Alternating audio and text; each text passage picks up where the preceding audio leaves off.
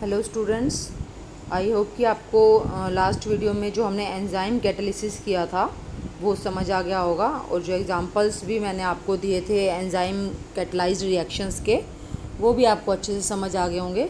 हम उन रिएक्शंस को कई बार स्टडी कर चुके हैं। हेबर्स प्रोसेस है या ओसवाल्ड प्रोसेस है, कई बार हम उसके अलग अलग टॉपिक्स में हमने उनको किया है, स्टडी किया है।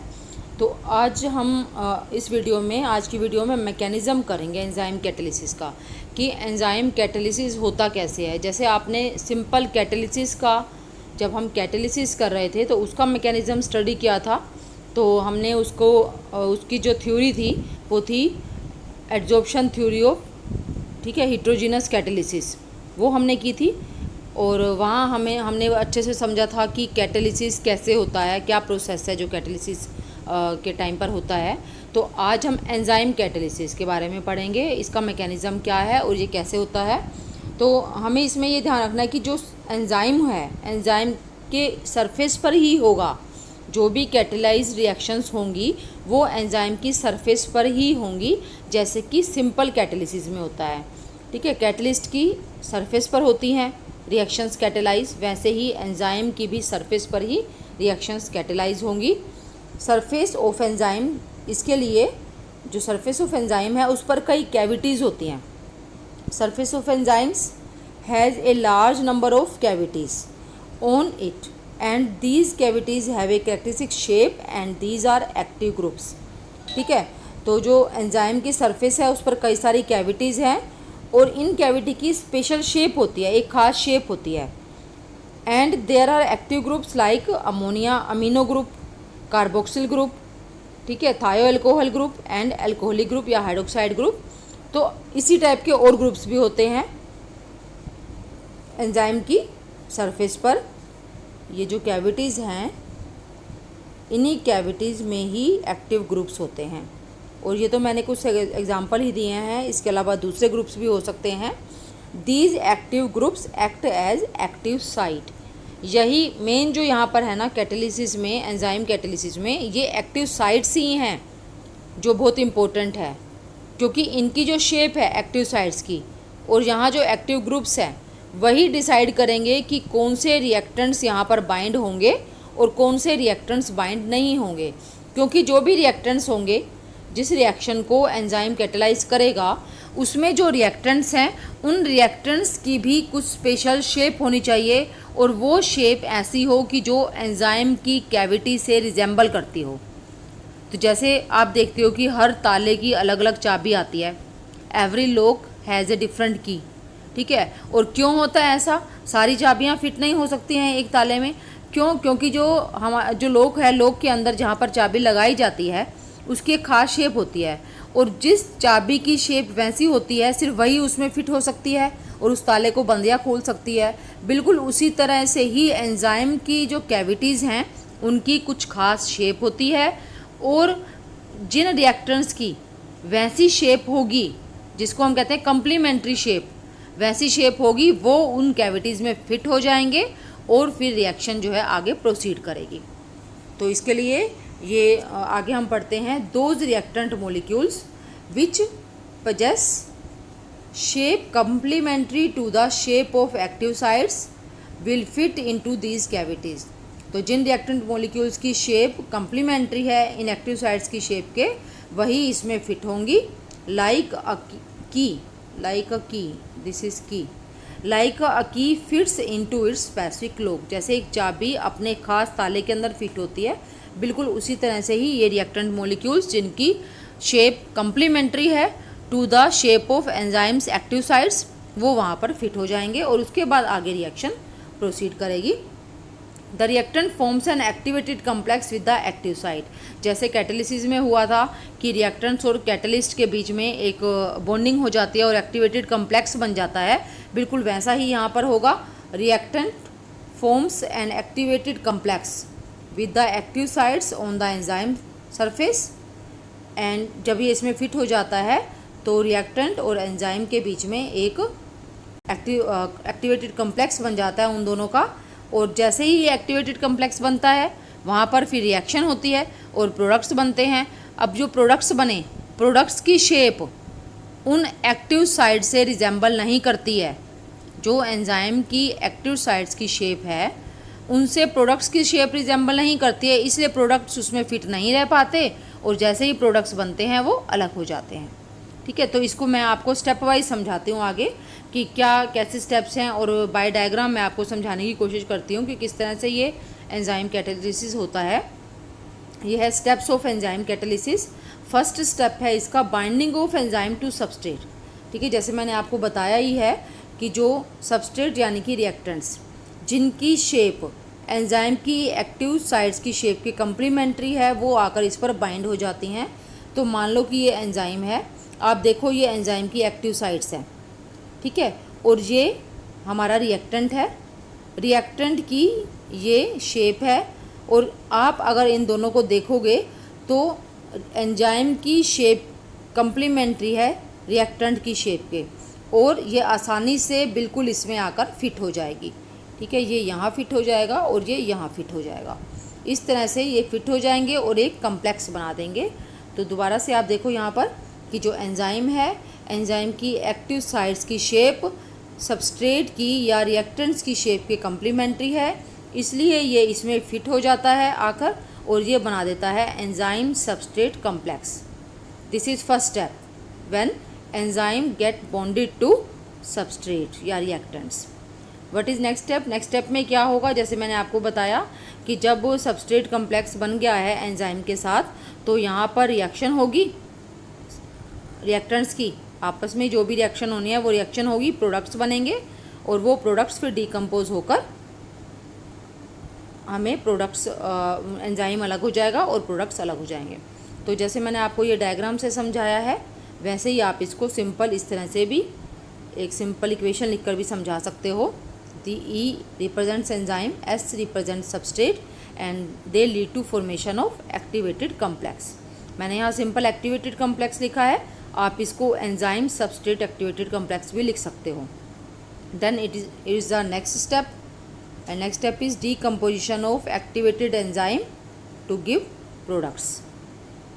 यहाँ पर देखो ये हमारा एंजाइम सबस्ट्रेट कम्प्लेक्स बना था, अब यहाँ पर रिएक्शन हुई और रिएक्शन होने से क्या है, प्रोडक्ट्स बन गए। प्रोडक्ट्स की शेप कुछ इस तरह की थी। ठीक है, ये दो प्रोडक्ट्स हैं, इनकी शेप कुछ इस तरह से थी। अब इनकी शेप अगर ऐसी है तो क्या यहाँ पर आप कोई शेप देख रहे हो जो इससे रिजेंबल करती हो एक्टिव साइड से? यहाँ कोई शेप नहीं है इससे रिजेंबल करने वाली, इसलिए ये इसमें फिट नहीं रह पाएंगे और ये इससे अलग हो जाएंगे, दोनों सेपरेट हो जाएंगे और हमारे पास एंजाइम वापस हमें मिल जाएगा और प्रोडक्ट्स भी यहाँ पर फॉर्म हो जाएंगे, प्रोडक्ट्स की फॉर्मेशन हो जाएगी। तो इसको ऐसे आप डायग्राम से भी दिखा सकते हो और या फिर आप ये सिंपल इक्वेशन से भी दिखा सकते हो। Enzyme substrate activated complex yields enzyme back and products.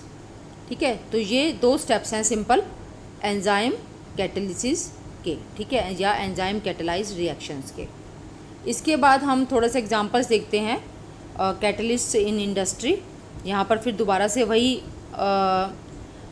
जो हम पढ़ चुके हैं कैटालिसिस में, एंजाइम का हमारा यही टॉपिक था सिर्फ। ठीक है, जो ऊपर हमने किया एंजाइम का वही था। एंजाइम कैटालिसिस आप पहले कर चुके हो, ये एंजाइम का टॉपिक है और ये है कैटलिस्ट। तो जो मैंने आपको स्टार्टिंग में बताया कि हम हेबर्स प्रोसेस वगैरह कर चुके हैं, वो कैटलिस्ट के एग्जांपल मैंने आपको बताए थे। एंजाइम कैटलिस्ट के तो हमने एंजाइम कैटालिसिस के हमने अलग एग्जांपल्स किए थे, जो डेली लाइफ में भी हम देखते हैं कि इन्वर्जन ऑफ केन शुगर, वो एंजाइम कैटालिसिस का एग्जांपल था। तो कैटलिस्ट इन इंडस्ट्री, यहाँ पर वही आ रहा है कि जो हमारी इंडस्ट्रीज़ हैं जहाँ पर अलग अलग प्रोडक्ट्स की मैन्युफैक्चरिंग होती है, कहीं कोई इंडस्ट्री है जहाँ पर अमोनिया प्रोडक्शन हो रहा है, कोई हमारी इंडस्ट्री है जहाँ ओसवाल्ड प्रोसेस यानी कि फॉर्मेशन ऑफ नाइट्रिक एसिड होता है, और कोई ऐसे जहाँ कॉन्टैक्ट प्रोसेस से सल्फ्यूरिक एसिड बनाया जाता है, तो वहाँ पर हम देखते हैं कि कौन से कैटलिस्ट यूज़ होते हैं और क्या टेम्परेचर या प्रेशर की रिक्वायरमेंट्स वहाँ होती हैं। तो फर्स्ट इसमें एग्जांपल है Haber's process for ammonia production. ये एग्जांपल हम कई बार कर चुके हैं। यहाँ nitrogen gas and hydrogen gas yields ammonia gas, और यहाँ जो टेम्परेचर और प्रेशर की रिक्वायरमेंट है वो यहाँ लिखी है मैंने, 200 atmospheric pressure and 723 to 773 kelvin temperature, या आप लिख सकते हो approximately 750 kelvin. Approximately 750 kelvin temperature हम लिख सकते हैं इसमें। इसके बाद यहाँ कैटलिस्ट कौन से यूज़ हुए। एक्चुअली ये जो स्टेप है ना, ये सिंगल स्टेप, ये जो रिएक्शन है ये सिंगल स्टेप में नहीं होती है। हमने इसको यहाँ एक सिंगल स्टेप में दिखाया है, लेकिन ये रिएक्शन सिंगल स्टेप में नहीं होती है, ये कई सारे स्टेप्स में होती है। तो आपका वो आगे चैप्टर में आएगा पी ब्लॉक एलिमेंट्स में, वहाँ आप इसको डिटेल पढ़ोगे इसकी। तो अभी हमारे लिए सिर्फ यही ध्यान रखना है कि हेबर्स प्रोसेस जहाँ अमोनिया प्रोडक्शन होती है वहाँ कैटलिस्ट यूज़ होता है finally divided iron. Iron is catalyst. आपने ये ध्यान रखना कि कैटलिस्ट यहाँ पर आयरन है फाइनली डिवाइडेड। और मोलिब्डिनम, मोलिब्डिनम सिंबल MO, वो प्रोमोटर की फॉर्म में यूज़ होता है। प्रोमोटर आप पढ़ चुके हो। प्रोमोटर क्या है, जो कि कैटलिस्ट की एक्टिविटी को एनहांस करता है, उसको इंक्रीज़ करता है। तो ये एक एग्जांपल है इंडस्ट्री का जहाँ की अमोनिया प्रोडक्शन होती है हेबर प्रोसेस से, और वहाँ iron as a catalyst and molybdenum as a promoter use होता है। And second example is Ostwald process for the preparation of या production of nitric acid. HNO3 is nitric acid. तो ये यहाँ पर इसको स्टेप्स में इसके दिखाए हुए हैं, स्टेप्स, तीनों स्टेप्स मैंने बताए हैं। उसमें थोड़ा ज़्यादा कॉम्प्लेक्स हैं, स्टेप्स कई सारे हैं। चाहे वो रिएक्शन बिल्कुल सिंपल है, हेबर्स प्रोसेस की जो हमने फाइनल रिएक्शन लिखी है वो रिएक्शन बिल्कुल सिंपल है इक्वेशन, लेकिन जो नाइट्रिक एसिड की प्रोडक्शन है इसकी ये 3 इसके पार्ट्स हैं। फर्स्ट में इसके ammonia reacts with oxygen and yields nitric oxide and water.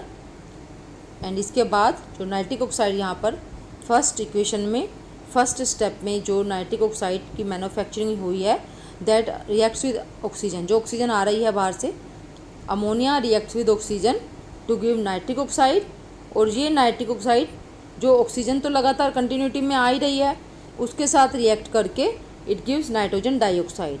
Nitric oxide का यहाँ ऑक्सीडेशन हो गया और नाइट्रोजन डाइऑक्साइड बन गई।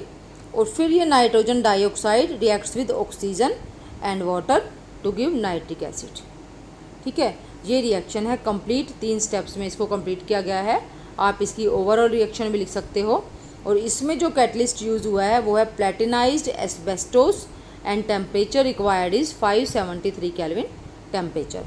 प्लेटिनाइज्ड एस्बेस्टोस मीन्स एस्बेस्टोस जो है उसके ऊपर प्लेटिनम की कोटिंग की हुई है। ये था Oswald process for manufacture of nitric acid, sulphuric acid manufacture.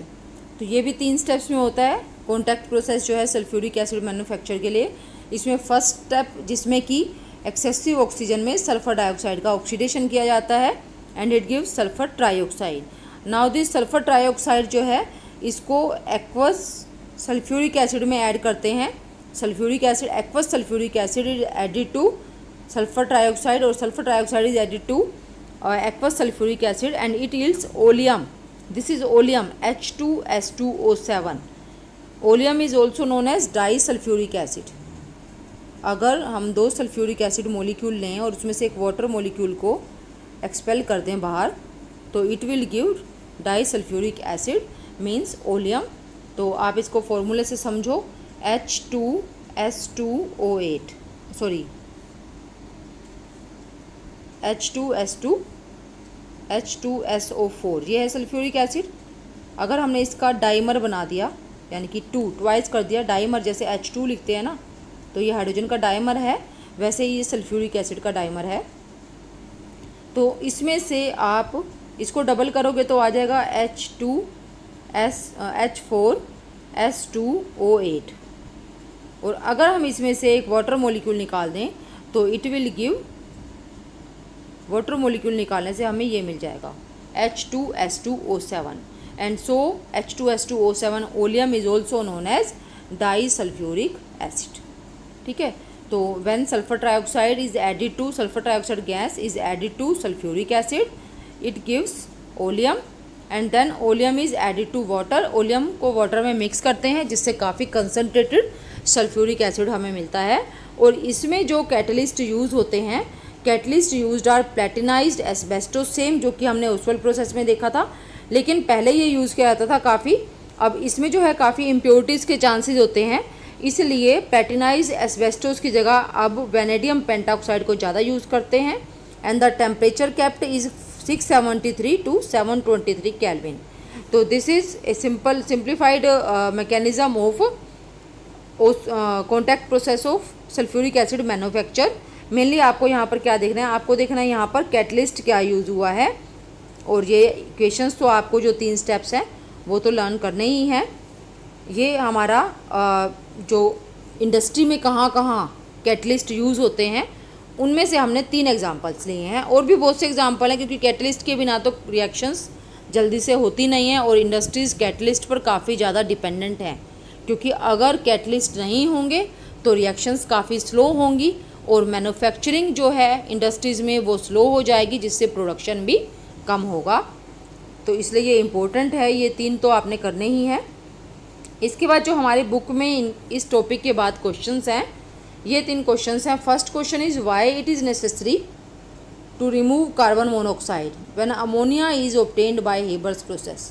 अभी आपने हेबर्स प्रोसेस पढ़ा, लेकिन आपको अगर ध्यान हो, हमने उसमें सिर्फ क्या लिया है, hydrogen reacts with nitrogen gas to give ammonia.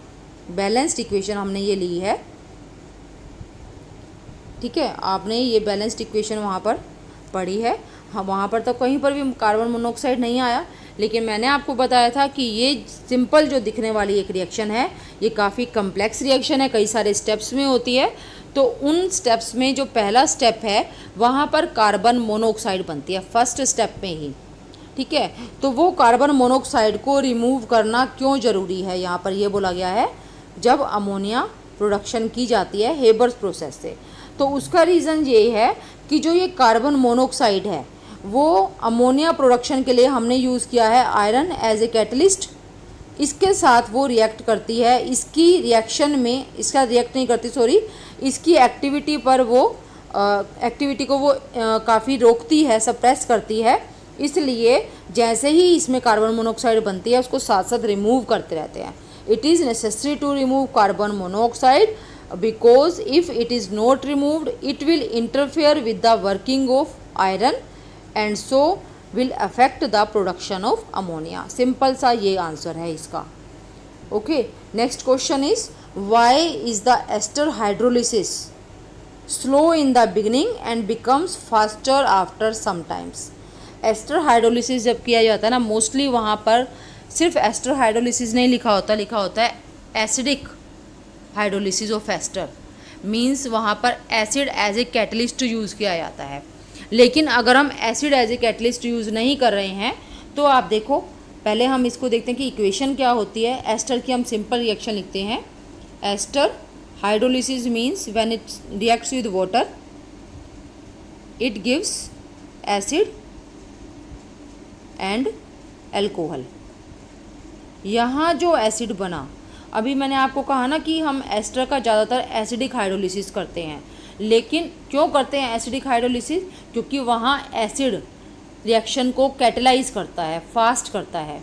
अगर आपने इसको सिंपल लिखा है एस्टर हाइड्रोलिसिस मीन्स यहाँ आप एसिड नहीं ले रहे हो तो रिएक्शन स्लो होगी, लेकिन जैसे ही रिएक्शन स्टार्ट हुई तो एसिड प्रोडक्शन होगा, उसके अंदर अल्कोहल और एसिड दोनों बनेंगे, और ये जो एसिड बनेगा वो अब यहाँ पर एज ए कैटलिस्ट यूज़ होगा और इस रिएक्शन को फास्ट कर देगा, ठीक है। इसलिए ये कहा गया है कि इसलिए ये कहा गया कि एस्टर, वाई को हम हटा देते हैं, ester hydrolysis is slow in the beginning because there is no acid but as soon as reaction starts acid is produced and that acid catalyse the reaction known as ester hydrolysis and so reaction becomes faster, ठीक है। इसके बाद next question है what is the role of desorption in the process of catalysis. अगर आपने catalysis के mechanism को अच्छे से किया है, जो मैंने आपको adsorption theory of heterogeneous catalysis करवाया था, अगर आपने वो अच्छे से किया है तो आपको ये समझने में बिल्कुल भी, इसका आंसर बताने में बिल्कुल भी कोई दिक्कत नहीं होगी। क्यों, क्या काम करता है यहाँ डिसऑर्प्शन, क्योंकि जैसे हमने पढ़ा, जैसे भी आपने कैटलिसिस में भी, एंजाइम कैटलिसिस में भी किया, कि जब जो रिएक्टेंट्स हैं वो कैटलिस्ट के साथ, मैं कैटलिस्ट को सी से लिख देती हूँ सिंपली, जब रिएक्टेंट्स कैटलिस्ट के साथ एक कम्प्लेक्स बना लेते हैं, ठीक है, तो वहाँ कम्प्लेक्स में क्या होता है, जो ये मान लो कैटलिस्ट है, ठीक है, तो वो कम्प्लेक्स कहाँ बनता है, वो कम्प्लेक्स बनता है इस सरफेस पर, ठीक है। सरफेस पर बनेगा और सरफेस पर ही प्रोडक्ट्स बनेंगे। जैसे ही प्रोडक्ट्स बने, अगर उनका डिसॉर्प्शन नहीं होगा, उनका रिमूवल नहीं होगा, तो जो सरफेस है कैटलिस्ट की वो फ्री नहीं होगी। अब सरफेस फ्री नहीं होगी तो जो और रिएक्टेंट्स हैं जिनकी रिएक्शन अभी होनी है वो किस पर आकर एडजॉर्ब होंगे। इसलिए जो प्रोडक्ट्स बने उनका डिसॉर्प्शन होना काफ़ी ज़रूरी है, ताकि और रिएक्टेंट्स को स्पेस मिले कि वो उनको सरफेस मिले और वो आकर एडजॉर्ब हों कैटलिस्ट की सरफेस पर और रिएक्शन को और भी ज़्यादा आगे लेकर जा सकें। ठीक है, तो यहाँ पर डिसऑर्प्शन का क्या रोल है। Desorption is very necessary for the process of catalysis because if the products formed are not dissolved from the catalyst surface, no more reactants will have available catalyst surface for more adsorption and more reaction to take place। ठीक है, तो ये आपको आज की video में इतना ही मैं आपको करवाऊँगी, इसको अच्छे से करना है। अगर कुछ भी इसमें समझ नहीं आया, कोई भी पॉइंट डाउटफुल है, तो प्लीज़ कमेंट करके मुझे आप बता सकते हो और मैं आपको क्लैरिफाई करने की पूरी कोशिश करूँगी।